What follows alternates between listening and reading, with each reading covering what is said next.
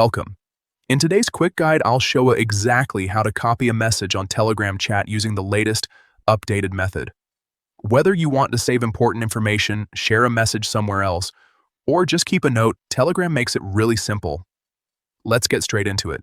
First, open the Telegram app on your device. Make sure you're logged into your account, then go to the chat where the message is located. This can be a private conversation, a group chat, or even a channel.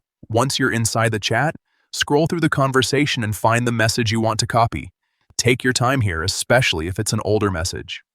Now here's the key step. Simply tap once on the message. When you do that, a menu will appear on your screen with several options.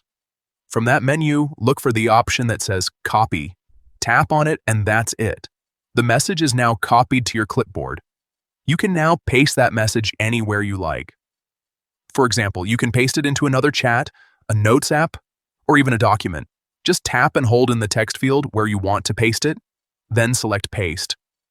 One helpful tip: if you want to copy multiple messages, you can tap and hold a message instead, then select additional messages before copying them all at once. This can save you time if you're collecting several pieces of information. And that's how easy it is to copy a message on Telegram using the updated method. It only takes a few seconds and it works on both Android and iPhone.